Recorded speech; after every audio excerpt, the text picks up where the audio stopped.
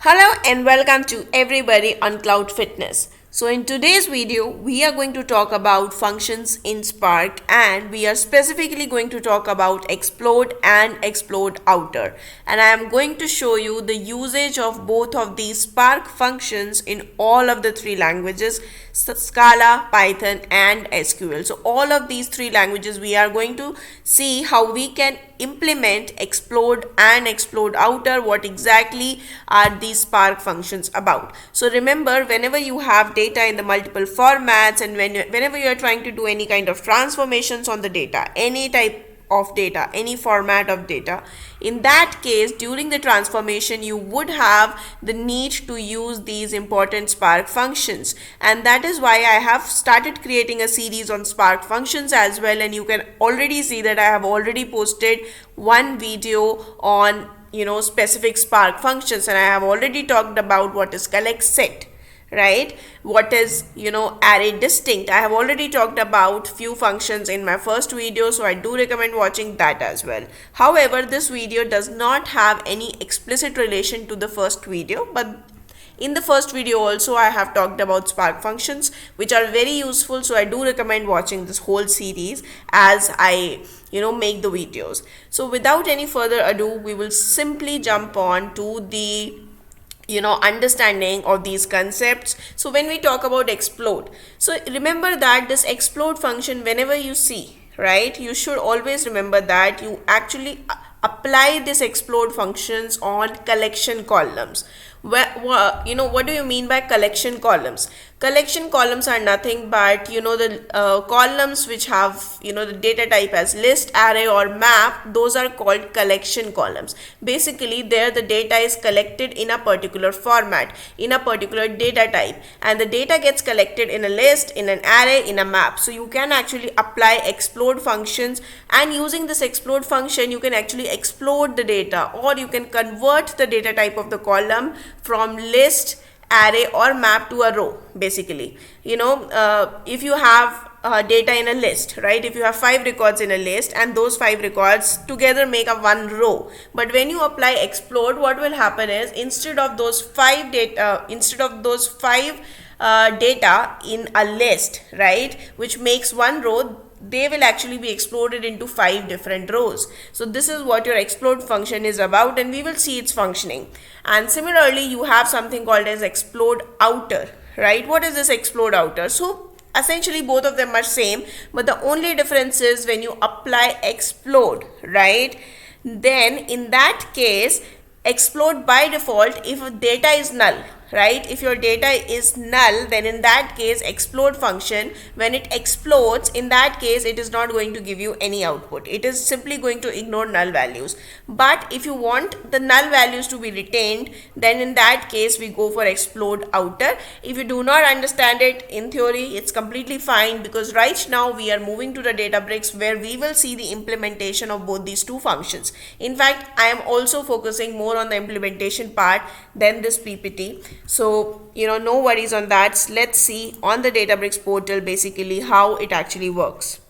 So guys, you can actually see in this particular Databricks notebook, the very first thing I'm trying to do is I am simply importing few things in I'm simply importing few functions in Scala, right? So these are the basic things which I have already told you in my previous videos on Databricks, so you can go ahead and watch that.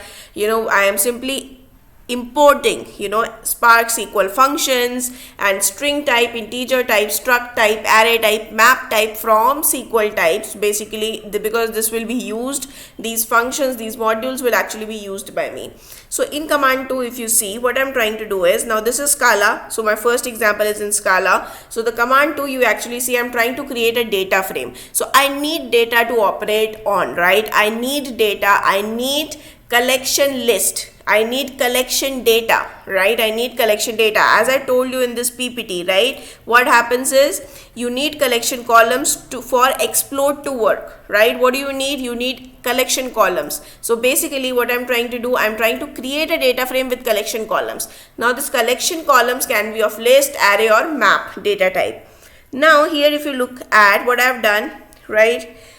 I am trying to put data over here. What type of data? I have name column, right? I have languages column, and then I have properties column. So here are few candidates, right, whose name I have written, and then I have created a list data type. Remember that this is a list data type. I have in the list data type, I have the list of languages a person knows, and then in the map, now this is a map data type, right? This is again a collection column. So there are 3 columns, right? Out of that, one is list and one is map. In the map, which is nothing but the properties, you know, what is the hair color of Anita, what is the eye color of Anita, right? So these kind of details I have kept in map. So both the 2 data types I am showing to you right now. And then here nothing, I'm simply, you know, defining the structure. So basically these are very basic code right now, because I assume that you would have watched my previous videos on Databricks and you understand what exactly struct type is, right, what it is doing. So first we are just generating the data manually, and then we are applying schema over here, and then I am creating a data frame using the schema and the data, and then I'm saying print schema, and you know, just show me the this particular data frame. So now when I run it, you can actually see that this is the schema, right? This part is nothing but the schema. I have 3 columns: name, which is a string column; known languages, which is an array type, and it has elements which are string type.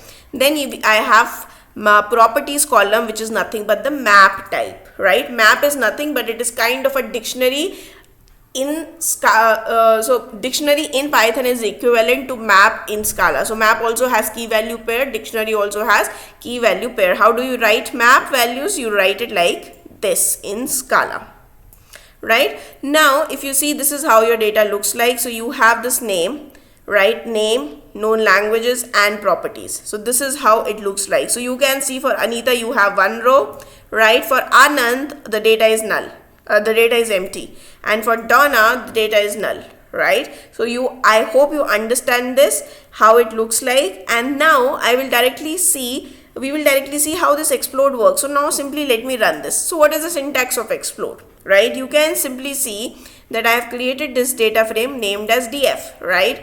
Now I am saying df.select, right?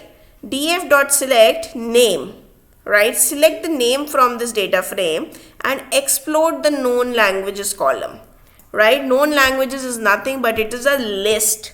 It is a list which has all the languages. So I'm just saying select 2 columns. One is the name and the second column should be the explode of the second column, right? Only this thing, and I'm simply displaying it over here. So the moment I run it, you can actually see how does it look like. Anita English, Anita French. So we will go up and see what does Anita has. Okay, Anita has English, Anita has French. So out of 1 row, now you have 2 rows, right? Now talking about John, English, Spanish, and null. That is the data. Now let's see what is the output. English, Spanish, and null. What did we use? We used explode. Now let's see the next, Vandana, right? German and blank, right? Let's see what does Vandana has. She has German and blank in the output. Now let's see the other 2 candidates. So Donna is null, Anand is empty, right? So for anything that is completely empty, right, or null, explode ignores it. Explode ignores that. So I hope you understood this part. Now let me do explode on the map type column. So this is a map type column. In the PPT I showed you, right, whether it is a list, it is an array, or a map, right? You can do an explode on top of it. So now I am showing you how to do explode on map, how the data will look like. So if you look here, right, explode on properties. Now instead of the known languages, I am saying explode on the properties, you know, explode just the properties column. Now the moment I do that, right, you can see Anita, and Anita has 2 rows now, key and value, right? So map is nothing but it is a dictionary. If you know Python, and in Scala, map is equivalent of Python dictionaries. So dictionary is nothing but it has key value pairs, and similarly map also has key and value pairs. So let's look at what the data for Anita we had. So if you look at this, right, for Anita we had 2 properties, hair, black, eye, brown. So hair was the key, black was the value, eye was the key, and brown was the value. So and you can see, so out of that you got two columns, right? You got two columns, key and value, and you got two rows. Now let's look for John. So if you look for the John, you have two rows over here. So let me go up and see what did we have for John. So even John had two properties, hair brown, eye null, and you can see that you got it in the output for the John, right? Now let's look for Vandana, right? Vandana has one row, okay? So let's see what does this has. So now you can actually see, right, what does it shows. It shows that Vandana German language, and then in the properties you can see she had properties, hairs were red and eyes were null, right? So you can actually see that Vandana got hair red and eyes as null, right, as blank basically. Now if you look here, for Vandana, eyes were blank and the hairs were red. For Donna and Anand, the data was completely null. So now if you look here, explode simply ignored it. Explode, I do not have any more rows, right? Explode ignored it. Now let me do one more thing over here. So this is how, this is where we exploded the properties, and now you can see Vandana had hair red, eye blank, and then I do not have any more values over here because it completely ignored it. But now if I use explode outer, right, now if I use explode outer, the syntax remains completely same, only the word changes from explode to explode outer. And if I run it now, right, so you can actually see if I run this explode outer, what will happen is even the null values will appear over here. So let me go here, and now you can see you have even Donna coming here, you have Anand coming here. Rest of the values are exactly same. Even the Donna and Anand who had null values, they actually appeared in your data. So that is the use of explode outer, right? So you do it on properties or you do it on languages, you will get the null values, right? So this was the Scala version. Now let me show you the Python version. So again, just like in the beginning, I imported few modules, few functions for the Scala. Similarly, I am importing the modules for Python. So if you see, from PySpark.sql type, since I need struct type, struct field, array type, string type, explode outer, and explode. So these are the functions that I have to import. So I'm simply importing them. So the moment I run this, my functions get imported. And then in Python, first of all, what I'm trying to create, I am trying to create a manual data, right? So this is how my data looks like. It has, the name of the person and the country to whom the person belongs to. So you can see that Eric belongs to, country he belongs to would be wrong. So let me just say name of the person and the countries he has visited, right? So Eric has visited UK and Finland, Robert has visited India and Australia, and if you see, the countries are actually present in a list, in an array, okay? Now if you see over here, Anna is the only one person who has not visited any country, right? So her data is null. And then I am saying my column, the name of my columns is name and country, and then I'm creating a data frame out of it, and then I'm just displaying the data frame. So let me simply run it, and you will actually see how the data that we have manually created looks like. It looks something like this. You have name and you have country, right? So you can see it is an array data type, right? And the last value, Anna, is null, right? She doesn't have, she didn't visit any country. So if you look here, now what I'm trying to do, how I'm trying to use explode in Python, let me simply run it. So if you see over here, I'm saying df.select, basically df is the data frame that I've created at the top, select name from the data frame and explode the country, right? And just alias is nothing but it is a renaming, right? I can rename it to anything. So I've renamed it to explode, right? Or I can also rename it to exploded countries, let's say, for an example purpose, and let me run it. So this is alias does nothing but it simply renames the column. So now if you can see, basically what will happen is Anna has not visited any country. That data will come because it is an explode. that data will be ignored because it is explode. Explode ignores the null values. And then if you look at this Eric, right, he has visited 2 countries. Now what will we will have 2 rows for Eric. So if you look at Eric, he has 2 rows, UK, Finland. Robert again got divided here in multiple rows. Johnson got divided into multiple rows, and Danny also got divided into multiple rows, but you do not see Anna over here because explode ignored it. Ignored just because the data was none. Now if I use explode outer, same query, no difference, okay, same query, just that I have changed the function to explode outer. Now you will be able to see Anna over here. So if I run it, you can actually see Anna null. So this is the implementation of explode outer in Python.